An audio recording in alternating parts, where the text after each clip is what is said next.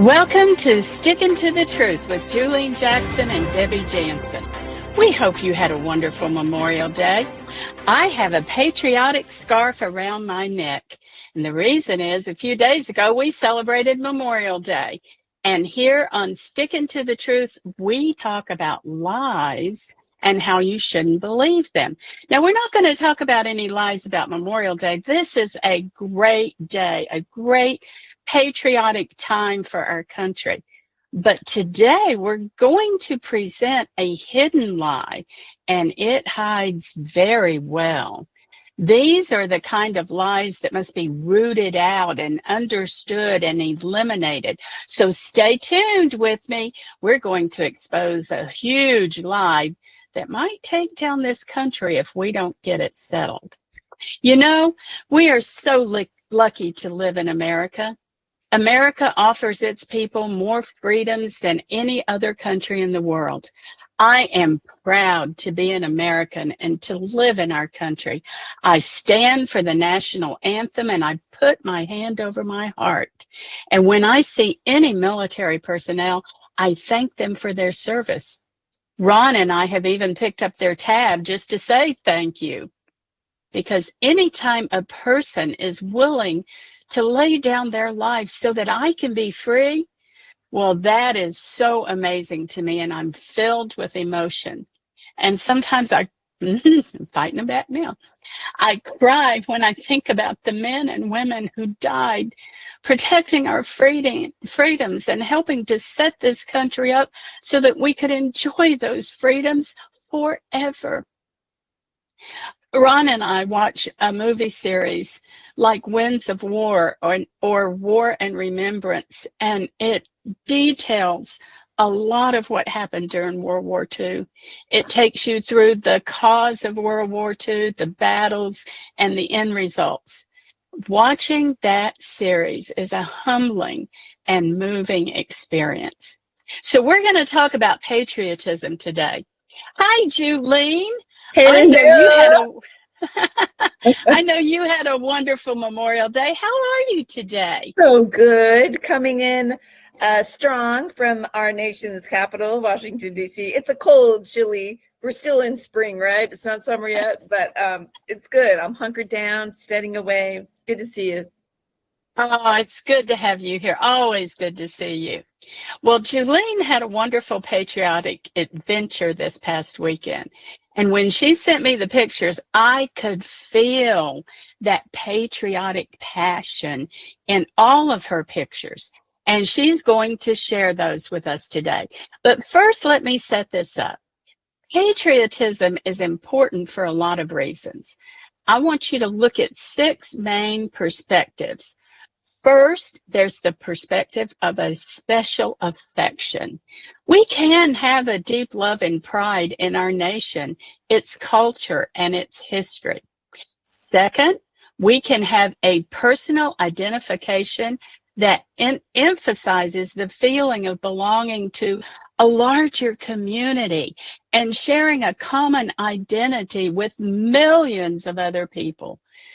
Third, there's the concern for well-being. We desire for our country to prosper and succeed, and more importantly, we want to contribute to that success. And fourth is our willingness and desire to sacrifice. Our sacrifice can range from supporting national goals all the way to risking our lives for this country. Fifth, our civic nationalism will focus on shared civic values and principles. We choose our shared values over, now if you're patriotic, you will choose those shared values over our ethnic or cultural identity when we're patriotic. And the last one, number 6, is our constitutional patriotism. Oh, Julene's an expert on that one. It emphasizes loyalty to the legal and political framework of the nation. Looking at all the ways Americans show their patriotism logically leads us to the conclusion that when patriotism is high, our economy and our success here in America will also be high. And when patriotism is low, America suffers. Why? Because her people, when they have no patriotism, they aren't working for the good of the country. And our country can't succeed with that attitude. That's why many of the protests that continually bring us down and cause us pain, they hurt everybody. And the more that we come together and we try to build a high sense of patriotism for the country that we love, then we can succeed with that attitude. Would you agree, Julene? Well, I agree 100%. That was such a beautiful intro. You look the part and you're speaking such truth, Deb, that, we get this as mothers, right? With these children that we bear, and they just like suck the life out of us some days. And we toil and we serve and we labor over their little well-being. And sometimes they're naughty, but because we just given our heart to it, we love them, even if they don't always do what we say, And I think that's Right. like anything in life, that which you sacrifice for, that which you serve, that which you're invested, in the situation or the relationship, you love, you want to uphold it, you're willing to go to the wall for it. And we feel that in motherhood, and I think we also feel that as members of, citizens of the United States, as we defend it and as we do those things that protect our communities and are a part of strengthening them. We take it seriously when someone does something to harm our country or to harm our community. We want to be a part of enriching it. It's so cute.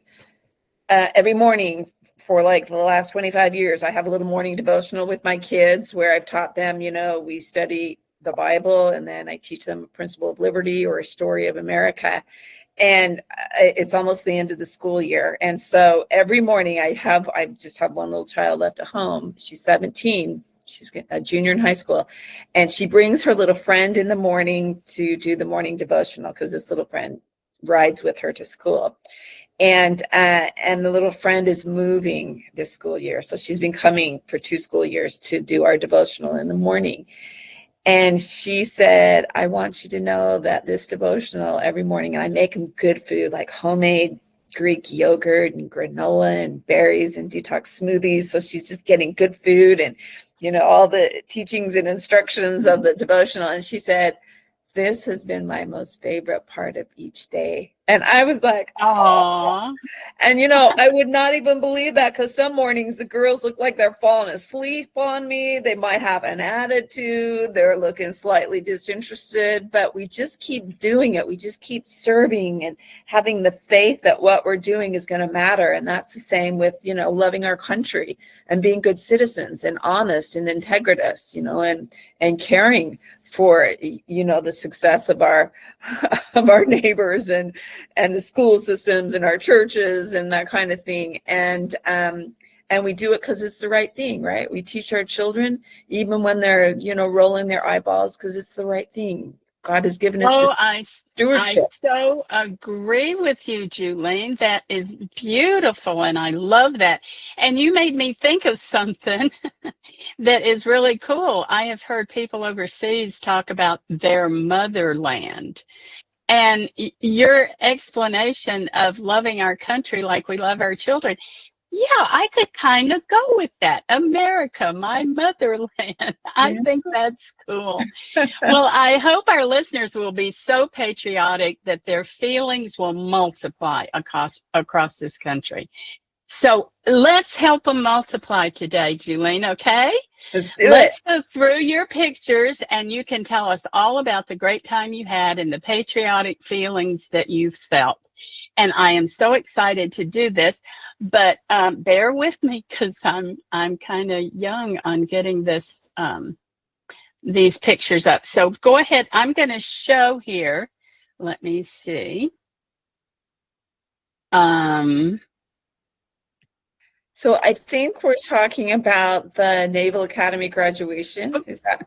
or the White House? Well, I just So pushed the many wrong things button. going on in DC. Yeah, so hold on just a minute, Julene. I got to get this fixed. Okay, Or it's all you know, right. um, mm, I'll well, just explain because some of the work that I do with Moms for America, they ask the moms to be represented often at events going on at the White House. So last Thursday, me and two other little mamas with our children went and were a part of the first report of the MAHA, Make America Healthy Again coalition findings. So it was kind of like their diagnosis of what is going on with the health of our children. And it was reporting of this coalition that was formed in January of this year.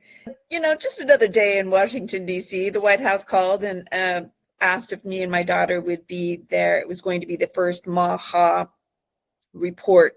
A coalition, the Make America Healthy Again coalition, was putting forth their first findings, kind of like the diagnosis of the health of the children. And it was really a report on childhood health. So RFK Jr.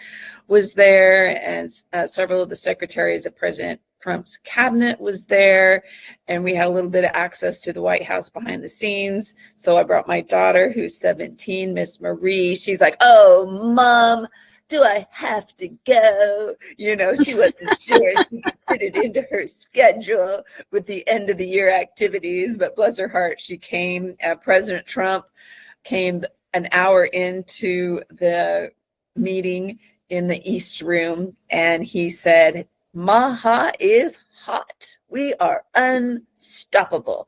And he said, "This is a brilliant team of people that we put together." There was senators, there was the FDA commissioner. President Trump is sitting next to his Secretary of Agriculture, Brooke Rollins.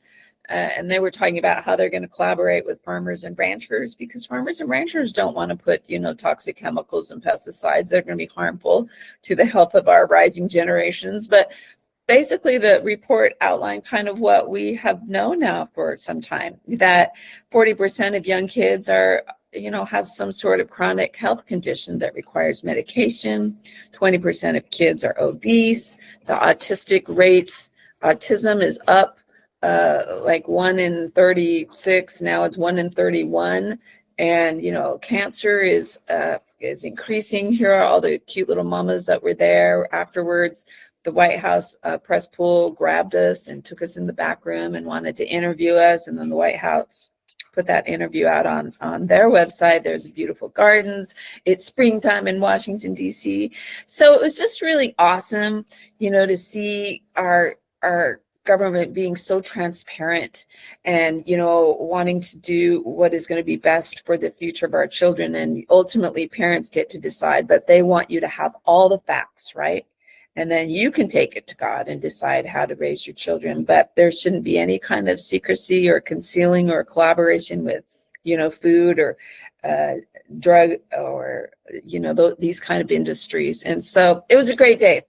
President Trump, he gets long-winded just like me. I mean, once he gets talking, he went over 45 minutes, but he wanted to talk a lot about what he'd just come back from the Middle East. So, and how he'd reduced the drug prices from 50 to 80%. And so he told some really interesting things about that. But great things are going on in this nation and in Washington, D.C. It's quite a time to be alive. It's quite a time to live in the city, Deb.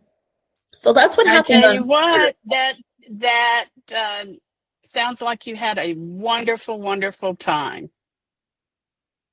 Well, it's always kind of a exciting day when you can go to the White House. I'm not going to lie. So on Friday, we went to the Naval Academy graduation. Now we know that there's the West Point in New York. There's the Coast Guard in is that New Hampshire, Connecticut. There's the Air Force in Colorado, and in Annapolis, Maryland, is our Naval and Marine Corps Academy. And there's about 400 midshipmen. That's what they call the cadets, the midshipmen. And they also, so the Marine Corps and the naval officers are educated there, and then they're commissioned into the branches at the end of their graduation. So there's 4,000 midshipmen and about 1,000 graduated on Friday. About, 750 naval midshipmen, and then about 250 Marine Corps officers. And it was awesome. My husband is a voluntary pastor for our church, but he oversees like a couple thousand young single adult young people of faith in our church. And there's 7 congregations around Washington, D.C. and Maryland. And one of those congregations includes the Naval Academy. So there's about 40 young people that are students at the Naval Academy. So every year, we go to the football games and they're rowing and all their, club activities just to support the young people in this congregation. And we get to go to their graduation. So this was Tommy here, and this is Hunter. There's about 6 or 7 that graduated, and Hunter is going to go be commissioned for 6 months on a nuclear submarine. Tommy in the other picture is going to the Top Gun Flight Academy School in Pensacola. It's going to be a Top Gun pilot, and he actually met his little wife, who's also going to be an aviator. They're going to go to flight school together, and they're going to get married here in the next day or two. And so it's just such a privilege to get to see these young men and women, the best and the brightest. They're just top-notch, honorable, good kids, sober kids, dignified young people, just really represent the school so well. And this is a little video. Are we going to show that video? Where we're going to try if Debbie can do it. Raise their hand and to swear, and they were officially commissioned into the Navy and to the Marine Corps. And they promised to uphold the Constitution, and then they all shouted, "I do!" And it was electrifying. Chills just ran through us. Do you want to listen to that? Can you hear that, Deb? Yeah, I think it's coming up. Okay, I don't think we can hear it. But so there was 1,000 of them on the field there. The ones in black are the Marine Corps officers, and then the ones in white are the Navy officers. But they will have a 5-year obligation to serve as officers in the Navy after this. And if they are aviators or in submarines, operators of submarines, because of that extensive training, they have 8-year commitment into the military. But here's their families that flew in. We went down on the field afterwards. It was terrific. And that is a huge field and a lot of people there. How many? Yeah. How many did you say were there? Well, 1,000 of them graduated, and then the stadium, that's where they play their football games there in, I think, the Navy Memorial Stadium. So J.D. Vance, our vice president, spoke, and it started at 10 a.m. and about 9:15, 2 huge helicopters, Marine 2, Vance was being flown in, and he kind of circled the stadium. Then he landed, and then about 10 minutes later, in comes his motorcade. And Vance himself was an enlisted Marine Corps officer and was deployed in Iraq, and then on the GI Bill went to Ohio State University and then on to law school. But he is 41 years old, but he is our 50th vice president that we've had in our country. And he was so impressive. He single-handedly shook all 1,000 of the graduates' hands. I saw that on TV. Pat him on the shoulder, would say a little word to him, and he spoke. I couldn't believe what he did. He stood there for 1,000 people to come up and shake his hand, and he talked to them. He responded to every single one of them. I thought that was fabulous. Yeah, and he gave such a great speech. He said, "Your country needs you more than ever." And he said that, it will be you that is going to lead the rest of us. And it will be you that learns and teaches and helps the other services in our military, in our entire country, as we all adapt to the future that we're now confronting. And he said, look, you all have had extraordinary educations, and really it's an investment that we, the American people, have made into you. We've invested in your courage and invested in the strength of your mind and the promise of your leadership, and the nation should rest easier knowing that you are at the helm. He called them brilliant strategists and tacticians, and they will be standing guard and leading the troops militarily throughout the world, even in China and Russia, he said. And he talked about Trump's visit, the historical Middle East visit, and how this current administration's foreign policy is different from our predecessors. He said that we are moving away from nation building and maybe nation upholding of other countries, or maybe even policing, and we are prioritizing Americans' interest. And Deb, I've heard it said, and I believe this, that when America does well, all ships rise. But we have Yes. neglected America. We've outsourced the jobs. We've let manufacturing go to other countries. We've given special exceptions to countries that don't even respect us. And he said, we're not going to do that anymore. And I loved what he said, that he and President Trump will never ask these young people to do anything without a clear mission and a clear path home. And it was awesome to see these 1,000 graduates who joined. I think it's 92,000 Naval Academy alumni who have graduated from the Academy since 1845, when it was founded. It's 180 years old, this Naval Academy. And it was a great day. I was so proud to be an American. Did you feel emotions rising within you watching all of that? Oh, absolutely. You know, we know these young kids and we know how hard it has been. It is not easy to be a naval cadet. They are up early and their studies are rigorous, and then they have cleaning assignments, and then everyone is required to have an extracurricular activity, whether you're on the football team or the rowing team or in the glee club or you play lacrosse.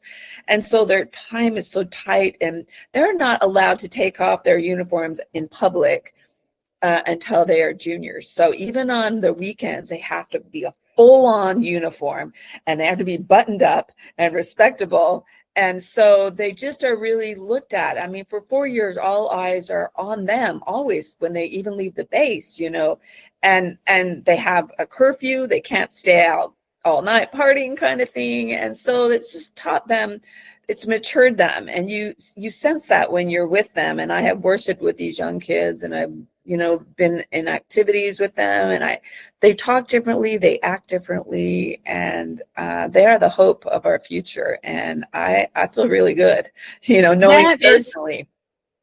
That is so inspiring, Julene, so inspiring. And I was just thinking, how can we get some of that into mothering these kids? Yeah. Because most kids don't want to get up early, and they don't want to study, and they don't want to do some of the things that us moms want them to do.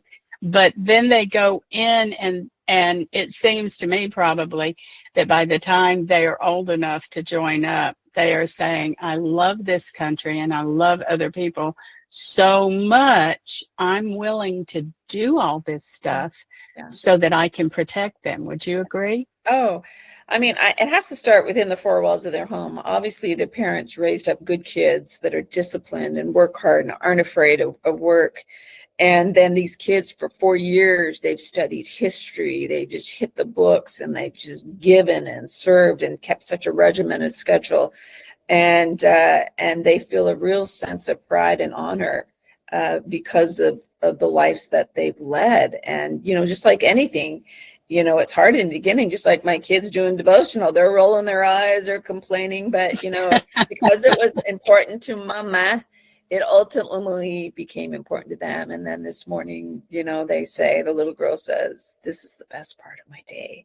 And wow. so, you know, you don't always get that, right? And I believe me, I've heard some of these young. That's your payday as a mom. That's your I've heard payday. some of the midshipmen when I'm with them, they're like, oh, this is so hard. I can't wait. I mean, it's hard. So they'll moan and I mean, they're not perfect angels. But even though we did have the Blue Angels do a flyover, 6 planes. Well, I was going to end with that. So I've got that pulled up, and it says that it's going to let you hear this. So let's play it, and everybody get patriotic. When you sent me this, I was almost in tears. I thought, wow, this is great.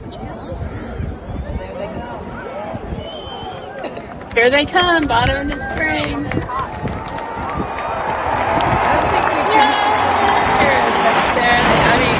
That is the coolest, those Blue Angels, these aviators that just are so extensively trained. I read somewhere that there's an 18-inch span between the wingtips. They just have learned to fly so precisely. Oh, I can't imagine that. I can't imagine it. Cool. Yeah, it was great. Well, Julie, this has been so fun today. I felt like I was right there with you. Thank you for sharing your pictures with us today. It always means a lot to us. And my tip for today is a hope and a prayer. I hope that you, our listeners, will let go of the thought that any country can be perfect. We can't. Nobody's perfect and no country is perfect. I also hope that you will give grace as America continues to do what we can to be a good country with the freedoms for all of us to pursue our goals. And I pray that all of our listeners will be kind and gracious to those that may disagree with them, that we pray for them and we let go of our own anger and allow time and God's love to make us a greater and more successful country. Let's work together. We can, you know. With God's help, we can create a better society. We can be better people. And we can have more patriotism that will just keep everything going. Julie, what about you? Oh, that's so inspirational and optimistic. I believe it as well. You know, how can we be a part of the solution, not the problem?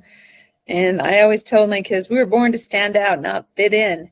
And so when you're about problem solving, you want to ask, well, what can I do? You know, and really my tip comes from President Vance, or not President, Vice President Vance, where he started his address to the midshipmen. He said, begin every day in the spirit of gratitude. And that's, you know, counting your blessings, right? Acknowledging what God Yeah, has given you. love that. Probably the best way to do it is in prayer. Begin every day in the spirit of gratitude. And with gratitude, he said, comes a sense of duty. And that sense of duty is what will cause you to ask, well, how can I give back? I've been given so much. And God tells us in scripture, where much is given, much is required.